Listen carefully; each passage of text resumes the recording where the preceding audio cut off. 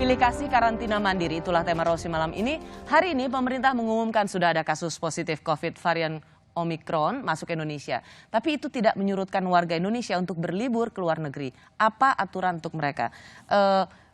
Bung Alvin, apa yang harus Anda katakan pada pemerintah supaya ini tidak menjadi lahan subur pemerasan bagi warga negara Indonesia yang kembali ke Indonesia?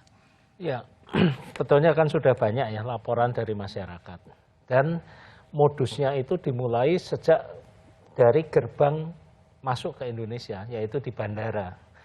Nah, petugas-petugas di bandara ini yang saya kira perlu, kalau pengawasan, ya pengawasan sudah ada, tapi efektivitasnya seberapa. Ya. Dan petugas ini juga saling bekerja sama kan, untuk mengurangi peluang mereka bekerja sama menggurita. Harapan saya petugas ini harus sering di rolling. Kalau terlalu lama bercokol akan menggurita seperti itu. Ya. Bung Riza Nasir sebagai orang yang mengalami dipaksa untuk karantina dengan jumlah uang yang tidak sesuai dengan kemampuan Anda, menurut Anda apa yang harus menjadi catatan supaya ini tidak menjadi ladang subur untuk pemerasan bagi warga negara Indonesia yang kembali ke tanah air? Pastinya niat baiknya dulu, Mbak Rosi. Kita bicara karantina kesehatan, ya bicara karantina kesehatan. Aspek-aspek kesehatan yang dikedepankan, bukan karantina cuan. Ya, karantina cuan? Karantina cuan, cari uang. Untuk mendapat keuntungan, untuk mendapatkan laba, bagi pengusaha juga, yang punya hotel segala macam. Yang akhirnya padahal menjebak orang-orang seperti saya, untuk membayar mahal, orang yang dipaksa membayar mahal dengan aspek-aspek kesehatan itu yang tidak terpenuhi. Misalnya tidak pernah ada pengecekan kesehatan kami selama di karantina, tidak pernah ada dihubungi oleh petugas. Nggak pernah. Teman saya yang di karantina di hotel juga tidak pernah dihubungi oleh petugas kesehatan. Apakah ada gejala COVID? Tidak ada satupun yang memantau itu. Kami tidak pernah diberikan vitamin selama karantina. Kami juga tidak pernah diperiksa segala macam, walaupun air di tempat saya di karantina itu membuat teman saya gatal-gatal gara-gara itu. Jadi aspek-aspek kesehatan ini nggak dipedulikan sama sekali oleh penyelenggara karantina ini. Jadi karantina kesehatan ini harus sesuai dengan namanya, karantina kesehatan. Saya setuju untuk di karantina. Saya setuju karena saya sadar bahwa saya berpotensi menularkan kepada orang lain ketika saya datang ke Indonesia. Nah, karantina kesehatan, sebagai namanya karantina kesehatan, ya harus di aspek-aspek kesehatannya harus dikedepankan, bukan aspek bisnis semata yang dikedepankan. Ya. Bung Riza, Anda kan masuk dalam aturan 10 hari karantina ya? Betul. Anda landing kapan? Saya landing 8 Desember kemarin. Kok udah keluar?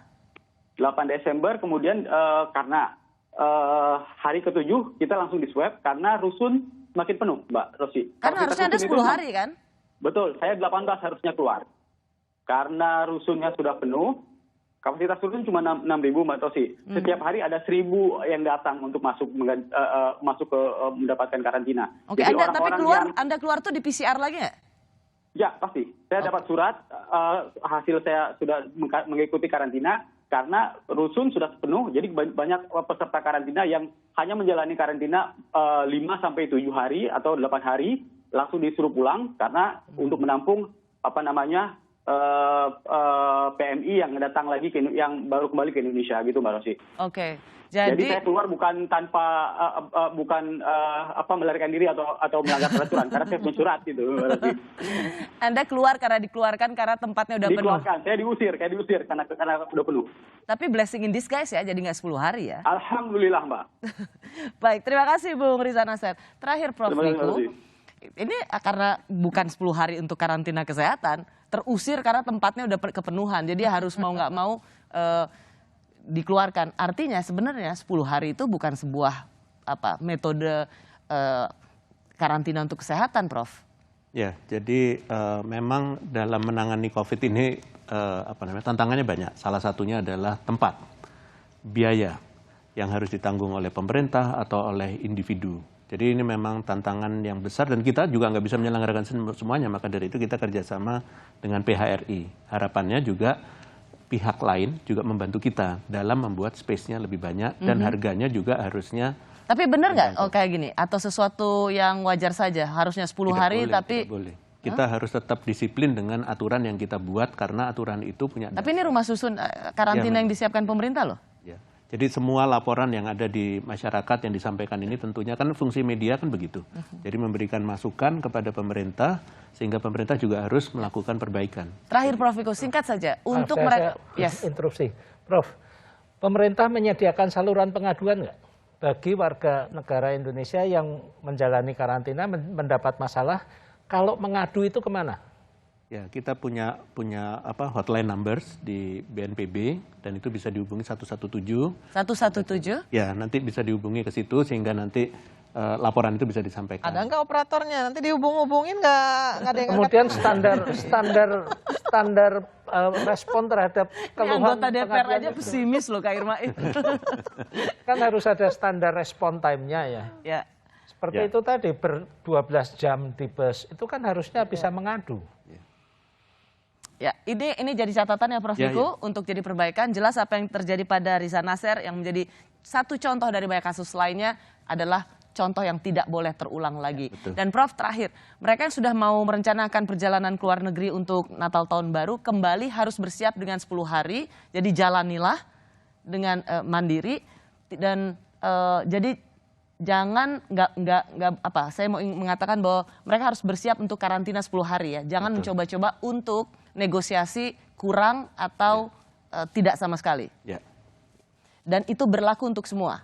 Berlaku untuk semua. Pejabat yang keluar negeri untuk liburan Natal dan Tahun Baru. Berlaku sama. Berlaku sama. Harus karantina 10 hari. Ya. Tidak boleh di rumah nggak? Tidak. Tidak boleh. Kan ada diskresi kalau untuk pejabat. Pejabat yang dalam kepentingan pribadi tidak ada diskresi. Makanya hati-hati Prof, mengeluarkan diskresi. Harus jelas. Ya. Biar nggak kejadian seperti kasus yang kemarin ini. Ya. Ya. Baik. Kita berharap ini saya 10 hari itu Prof, seperti yang tadi saya bilang, bersiasat. Yang menjadi pertanyaan kita bersama ya, kita ke Singapura bisa tertib, bisa nurut. Kita ke negara lain bisa nurut, tapi kenapa justru kembali ke rumah kita sendiri, kita sibuk telepon untuk meminta pengurangan atau langsung tidak tertib. Sedih rasanya justru kita tidak tertib di rumah sendiri. Prof Wiku terima kasih, Kak Irma terima kasih, Bung Alvin terima kasih, Riza Nasser terima kasih. Aturan karantina mandiri adalah upaya mencegah masuknya virus dari luar negeri. Aturan ini harusnya berlaku sama karena virus tidak memandang status sosial, jabatan, pangkat, apalagi duit. Informasi masuknya varian Omikron ke Indonesia hari ini harus jadi peringatan buat kita semua untuk tidak main-main dengan aturan karantina.